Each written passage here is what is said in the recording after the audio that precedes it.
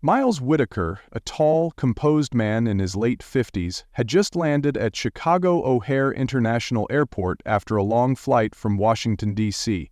Clad in a dark, well-fitted suit and carrying only a black leather briefcase, he looked every bit the seasoned professional. Yet as he made his way through Terminal 1, he became the target of an incident that would soon spiral into national outrage. Two Chicago police officers, Gary Peterson and Ryan Hayes, had received a vague report describing a suspicious black male near Gate B12. No crime had been committed, no specific threat was noted, just a subjective sense of suspicion based on skin color and presence. Unfortunately, that was enough. Peterson, a jaded officer with years of unchecked bias, quickly locked eyes on Whitaker, the only black man in sight wearing business attire. Without hesitation, he approached, flanked by Hayes, and demanded identification. Their tone was condescending, their questions invasive. Whitaker, ever calm and composed, asked for clarification. What was the reasonable suspicion? What offense had he committed? His legal precision and controlled demeanor only escalated the situation. To the officers, his refusal to submit blindly was interpreted as defiance. They mocked his out-of-state ID, sneered at his suit, and made derogatory comments about his race and presence at the airport. When Whitaker stood his ground, insisting on his rights and demanding professionalism, Peterson exploded. Under the false pretense that Whitaker might be armed and resisting, he ordered his partner to restrain him. Hayes, caught in the moment, lunged forward. Whitaker instinctively swatted his hand away. A defensive move, not an attack. That's all it took. In seconds, the two officers tackled Whitaker to the ground. His briefcase spilled open, his wrists were slammed into handcuffs. Dozens of stunned passengers watched in disbelief as a respected man was treated like a common criminal, his dignity stripped away in a matter of minutes. He hadn't shouted, he hadn't resisted violently. All he had done was ask why he was being treated differently, and that, in the eyes of those officers, was enough. As Officer Peterson stood over the handcuffed black man on the cold tile floor of O'Hare International Airport, a smug grin crept across his face. To him, this was a routine takedown of an uncooperative suspect, a man who had dared to question his authority. Passengers gathered, some filming, others whispering. Officer Hayes fumbled nervously, sensing things had gone too far. But Peterson was still riding the high of power, until he made one final, taunting remark. "Let's see if you're still so confident when you're being booked.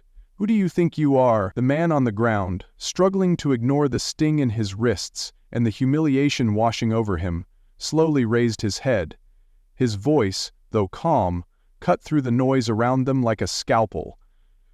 "I'm Miles Whitaker," he said clearly, locking eyes with Peterson, "Director of the Federal Bureau of Investigation."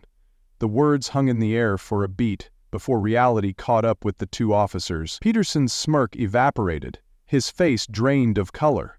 Hayes looked like he had seen a ghost. Around them, gasps rippled through the crowd. The phones kept recording. The narrative had just flipped completely. "You said what?" Peterson stammered, his voice now trembling. Whitaker repeated it without emotion. "Director, Federal Bureau of Investigation." What followed was chaos. Not from Whitaker, but from the officers. Peterson took a stumbling step back, panic flooding his expression. "Oh my God, Director Whitaker, I didn't know. We didn't know." He turned to Hayes. "Take the cuffs off, take them off, right now." Hayes, his hands shaking uncontrollably, dropped the keys to the ground before finally unlocking the handcuffs. Whitaker rubbed his sore wrists but said nothing. His silence was more condemning than 1,000 words. He didn't shout. He didn't retaliate. He simply stood, disheveled but dignified, while the officers unraveled. Just then, a voice boomed from across the terminal. "What the hell is going on here?" Lieutenant David Miller of the Chicago Police Department strode up, flanked by two uniformed officers. He quickly took in the scene. Two pale, panic-stricken cops, a composed man in a suit with red marks on his wrists, a growing circle of stunned onlookers. "Peterson, Hayes, stand at attention and explain yourselves," Miller ordered sharply. They fumbled through excuses. Vague reports, suspicion, a misunderstanding. But Miller's focus shifted to Whitaker, who calmly introduced himself and laid out what had happened. When he confirmed his identity as the director of the FBI, Miller froze. The realization hit him hard. Without hesitation, Miller ordered both officers to surrender their weapons, badges, and radios. "You are suspended indefinitely pending a full investigation," he said. Then he turned to Whitaker, voice steady and apologetic. "Sir, on behalf of the Chicago Police Department, I offer our deepest apologies." Miles Whitaker nodded faintly, but his eyes remained steely. The damage had already been done. This wasn't about power, it was about principle, and for the officers who judged a man by his skin color, it was now painfully clear. They had just handcuffed the most powerful law enforcement officer in the country, and justice was no longer optional, it was inevitable. The incident at O'Hare didn't stay local for long. Within hours of the confrontation, video clips had gone viral, news outlets scrambled for details, and high-level government officials were on the phone. The fact that Miles Whitaker, the sitting director of the Federal Bureau of Investigation, had been racially profiled, restrained, and humiliated by two beat cops, ignited a firestorm that couldn't be ignored or brushed aside. The Department of Justice responded immediately, launching a joint investigation with the FBI's Office of Professional Responsibility and the Chicago Police Department's Internal Affairs Bureau. It wasn't just about what happened to Whitaker, it was about why it happened and how many others had experienced similar injustices without the shield of power to protect them. Body camera footage became the cornerstone of the inquiry. The unedited videos were devastating. Peterson's condescending tone, the racial insinuations, the baseless accusations, and the violent takedown of an unarmed man who had remained calm and respectful throughout. It was all there, raw, undeniable, and deeply disturbing. Peterson's record quickly came under scrutiny. Multiple complaints had been filed against him over the years: use of force, verbal abuse, and racial profiling, but most had been quietly dismissed or resolved internally. Hayes, though less notorious, was noted for blindly following Peterson's lead and lacking critical judgment in high-pressure situations. The case moved swiftly to federal court.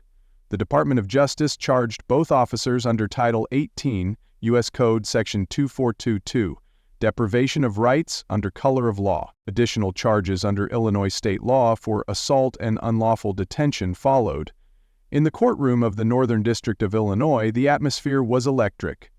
Peterson and Hayes, once so confident, now sat pale and exhausted at the defense table.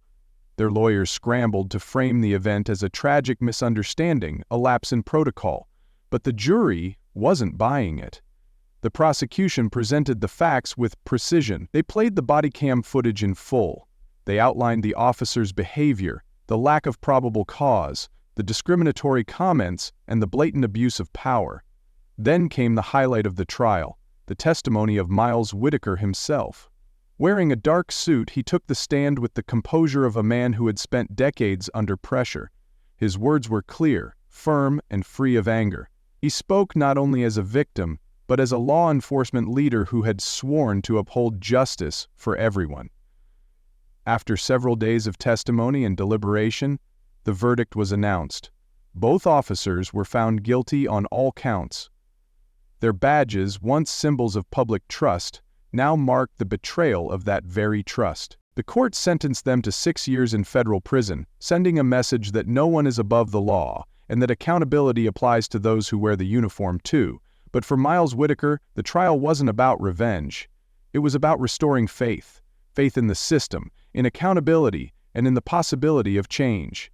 And that journey was only just beginning.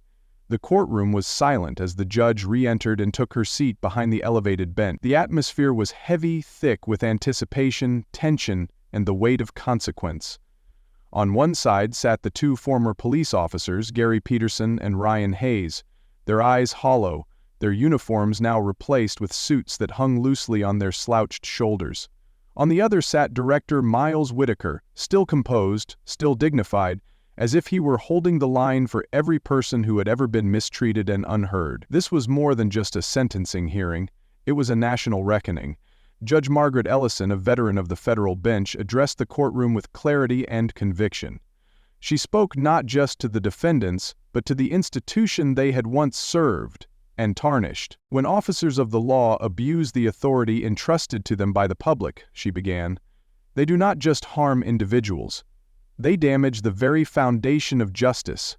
The actions of Mr. Peterson and Mr. Hayes were not a lapse in judgment. They were deliberate, discriminatory, and dangerous." Her words cut sharply through the silence. "The court finds that the defendants did not act in good faith, nor were they operating under a reasonable misunderstanding.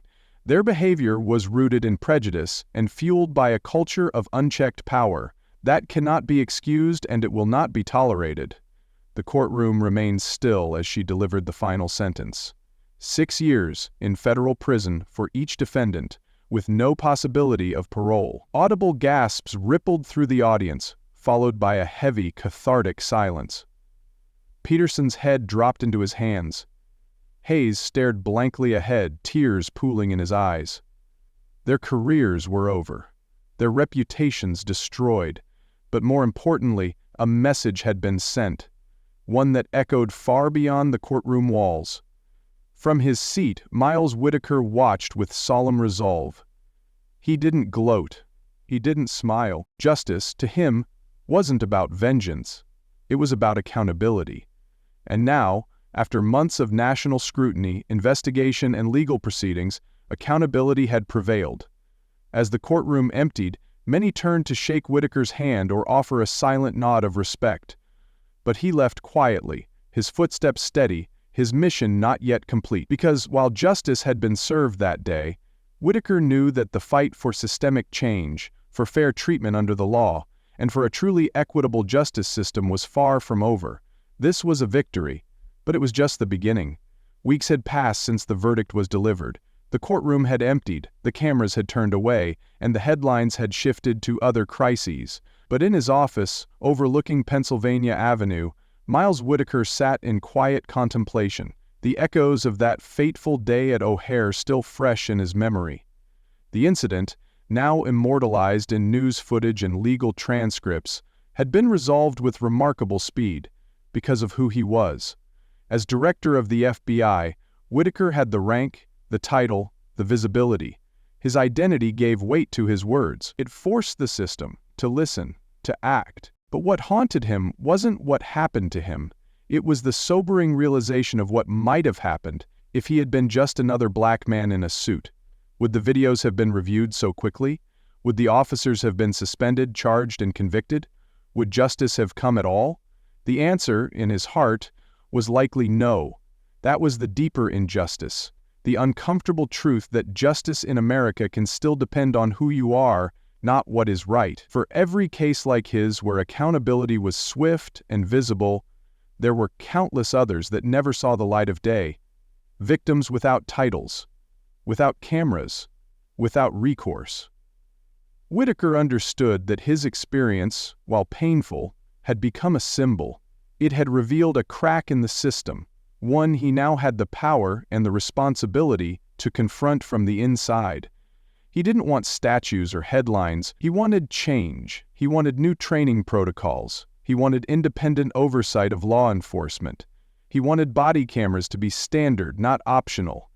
He wanted a justice system where dignity wasn't conditional, where respect wasn't tied to a badge or a resume. As he looked out over the Washington skyline, Whitaker made a quiet vow, not just as the head of the FBI, but as a citizen, a father, and a man who had seen firsthand what unchecked power could do. Real justice doesn't end with a conviction, it begins with a commitment. And as long as he had a voice, a platform, and the will to fight, Miles Whitaker would make sure the system kept listening, not just to people like him, but to everyone. Because dignity isn't given, it's recognized. And it should never take a title to deserve it. The story of Miles Whitaker reminds us that dignity and justice should never be reserved for the privileged few. They are rights that belong to every human being. Even in a nation built on the rule of law, prejudice can still wear a badge, and power can still be misused. What happened to Director Whitaker could have happened to any man of color walking through an airport, except he had a title that forced the system to pay attention. But what about those who don't? This moment challenges us to reflect deeply. How many people are dismissed, mistreated, or silenced simply because they lack status or visibility? And what is our responsibility, especially as elders in our communities, to speak up, to vote, to mentor, and to model fairness in our everyday lives? Growing older gives us perspective, but also a duty to stand for what's right, even when it's uncomfortable, a duty to ensure the world we leave behind is more just than the one we inherited. True justice isn't reactive, it's proactive, and it starts with each of us choosing to treat every person with the same respect we expect for ourselves.